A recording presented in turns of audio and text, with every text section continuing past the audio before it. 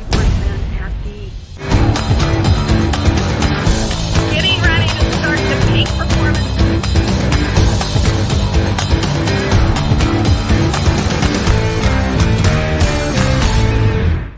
Welcome everyone to the Savvy Sales Lady Live. I am your host, Christine Harrington, and today we're talking about burning questions, ways to unveil the truth behind why a prospect should do business with you. Now, I'm going to put a twist on this because you, I bet, probably thought that I meant what burning questions can you ask the prospect, right? Well, a lot of different industries watch this podcast, and to overgeneralize, I can't give you a specific questions if you're in tech versus medical devices or versus insurance sales. I did insurance sales, so I can address that. But I don't want to do that. The burning question I'm talking about is, what burning questions do you have before you walk into that prospect's office? One of the things that I always did and still do before I go into a sales conversation, whether it's face-to-face over Zoom, I always think to myself, and I prepare before I go into that meeting, going into this call, I'm thinking, what don't I know? What is it that I don't know about this prospect and about his business? Now, of course, you have to do your research, but you still don't know everything, correct? And what burning questions that you have that you want to know to be able to help that prospect? There's a book that I highly recommend, and I often send it to my clients, and it's called A More Beautiful Question. And this is by Warner Berger. I have read this book multiple times.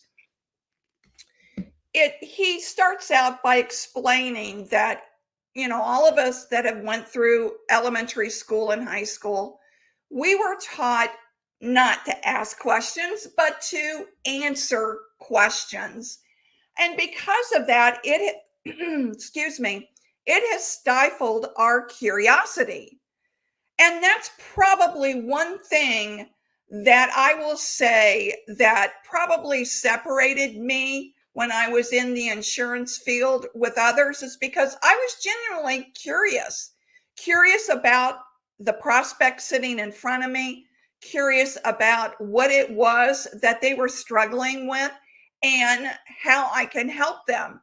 It was not only a desire of mine, but a real passion of mine to try to figure out how I could help that prospect. If I discovered I couldn't help the prospect, I had made relationships with other sales reps, with other companies that I could send that prospect to instead of abandoning them. Okay, does that make sense? So I want to first encourage you to get this book if you have it, A More Beautiful Question, The Power of Inquiry to Spark Breakthrough Ideas. Lots of good information in there to help you formulate in your mind burning questions. One of the examples he gives is what if questions. What if XYZ product was able to solve ABC? What would that look like for your business, for your company? How would that help you? I'm just talking off the top of my head here, but he says to think up what if questions to present to the prospect. Of course, questions are nothing more than to understand, right? That's why you're asking. You're asking to understand what the issues and problems are. No big surprise that not all prospects show their cards right away.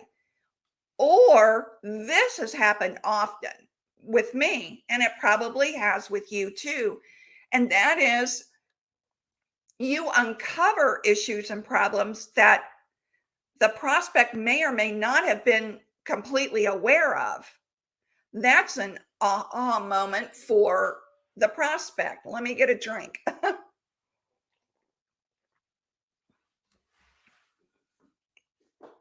What you want to hear when you ask one of those burning questions is, you know, that's a good question. I haven't thought about that. When you get that kind of a response or similar, you know that you are over the target. You are right there, and you just unfolded something that the prospect hadn't really considered. So that's why it's so important before you go into that meeting to have some of your burning prepared questions to ask the prospect. Now, I have heard things like in my coaching practice, I've heard things like, well, Christine, I don't want to sound like an interrogator, or, I just don't want to, probe that deep. I don't want to, ask those kinds of questions. Well, if you're asking personal questions, that's probing and inappropriate. If you're asking questions to help the prospect, that is not probing. That's just helping uncover some of the issues and problems you can help them with. If you have that kind of a mindset, you probably also think when you follow up, you're being a pest, right? Well, if you follow up the right way, you won't be a pest. And you follow up the right way by setting the stage at the sales appointment when you will be following up. That's another discussion for another day. But I want to give you two examples that I experienced recently. Matter of fact, one of them I'm still experiencing. And this will give you an idea of what not to do. Last year, I went looking for a car, and I'm not a car person. I drive them till they get too expensive to fix, and then I find a new car. That's what I do. So my car that I was replacing was a 2007 BMW, and I wanted another BMW because my son got me hooked on BMWs because he's a BMW mechanic. So, you know, it's great for me because I get my maintenance, which is costly. With BMW, I get it for free because my son does it for me. So I was out looking for a gently used BMW. I don't think I bought a new car. I mean, a new car forever. I usually buy the gently used vehicles, and I found two cars that I was looking at. One car was in a BMW dealership. The other car was in an Audi dealership. So I went to the BMW dealership first, and uh, a car salesman, car saleswoman greeted me, told her what I was looking for, and she took me over to the car. So I asked her if I could test drive the car, and she said, I'll be right back. So she got the keys, plate, and she got in the car with me. And she's going in the car, she's going through all the features and benefits of this car. We go for a test drive, and I liked the car. I liked it a lot. We test drive, so we go for the test drive. We come back, and I said, well, I have another car to look at. And she handed me her card, and that was it. She did not ask me one question the entire time we were driving. All she was doing was selling, selling, selling, selling all through that test drive. She didn't ask me, what did I do for a living? She didn't ask me, what do you plan on using the car for? She didn't ask me, do you take long trips? She didn't ask me anything. She didn't even ask me my name. She was clearly a rookie car salesman. So I go to the Audi dealership where the other gently used car BMW was. And this BMW had such low mileage on it, it shocked me. And so the salesperson came out to meet me and told him, the car that I was looking for. He takes me to it. And he said, and he goes, yeah, isn't the mileage on this crazy? And I said, it is. I said, do you know anything about it? And he said, I can find out for you. And I said, he said, would you like to test drive it? And I said, I sure would. And so he goes, get the plates and the keys, hands me the keys. And I said, oh, you're not going with me? And he goes, oh, no, you can test drive this on your own. And he said, I see you have a BMW, so you know what to do. And so he let me go and test drive the car. He didn't even take my driver's license. He took nothing. So I come back and he meets me again. And he said, he goes, what do you do for a living? And so I tell him what I do for a living. And he said, well, do you travel far when you go do your trainings and your workshops? And I said, well, it depends. If it's in the 4-state area, I'll drive. If it's further, I'll fly. And he goes, oh, if you, and he starts saying, well, if you're driving distance, you're really going to like this car a lot. I already knew that, but the fact that he was asking me questions just made him here. I mean, come on. We're in sales. Don't you do this when you're in sales? When someone's trying to sell to you, you're thinking, no, you're going off on the wrong path here, bud. And this man was, and he starts asking me, well, how long have you been in business? Well, what did you do before that? How did you get involved in this business? He just started asking me all these questions. And I said, you're naturally curious, aren't you? And he laughed and he goes, yeah, I am. And so I told him, I said, okay, I really like the car. I want my son to come and test drive it since he is a BMW mechanic. Can I come back tomorrow?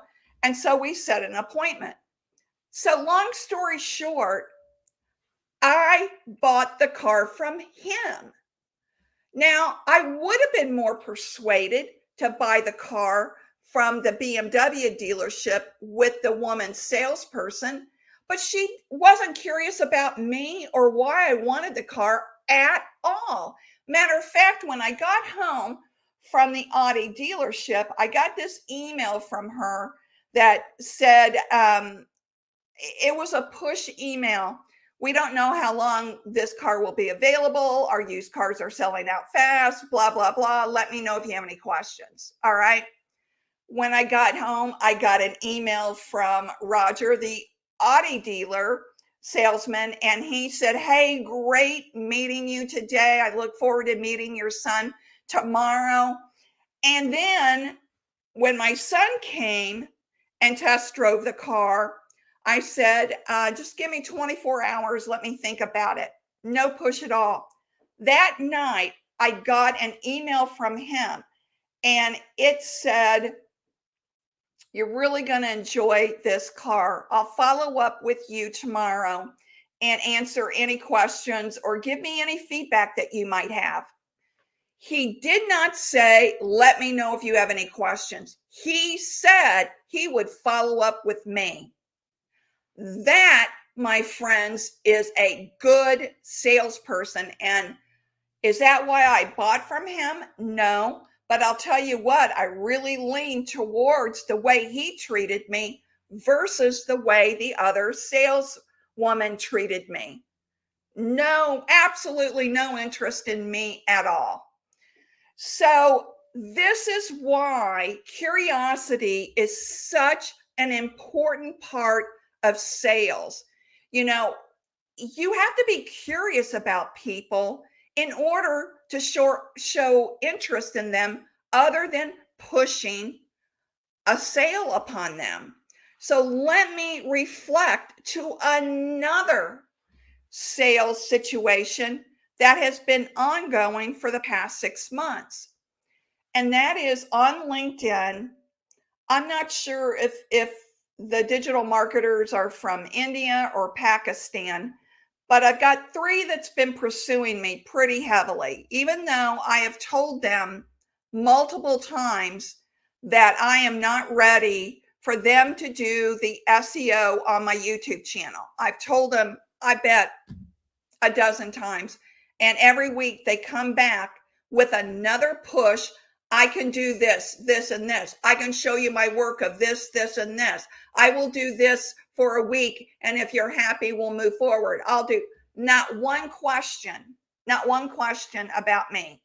Not one question about, well, what are your plans for your YouTube channel? Wouldn't that be an important question to ask? What are your plans for your YouTube channel? Does your YouTube channel direct people to your website, or does your website direct people to your YouTube channel? I mean, not even those simple questions were asked to me.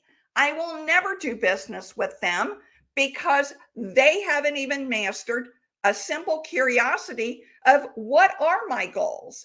I even simply coached one of them and said, you're all you're doing is telling me about you. You've never asked me one question about me, about my business goals. Wouldn't that be important? Yes, it would. So those are two examples of good selling and poor selling.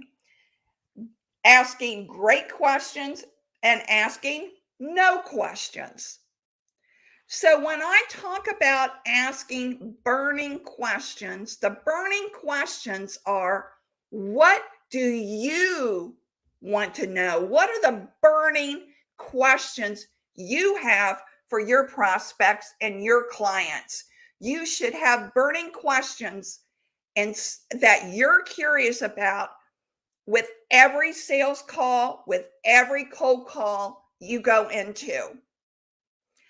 And I have done plenty of reviews of Zoom calls, and there's not much curiosity. There's not many good questions that are being asked. You come across as being unprepared, and now you become a time waster to the prospect. So get clear about this, everyone. This isn't about being a pest. This isn't about interrogating someone, interrogating a prospect. This isn't about prying into their business. No, this is about helping people. And if you have that mindset in helping, step into their shoes, and sit for a moment and think about what is it what what is it that I don't know about their business? What is it that could be difficult for them? What is it that they need help with? Always put yourself into the other person's shoes. And if you can't do that, that's because you're more focused on selling than you are on helping the client. So I want you to keep that in mind. Those are, how can I say it? If you're not successful in closing deals, it could be this is the reason. You don't have burning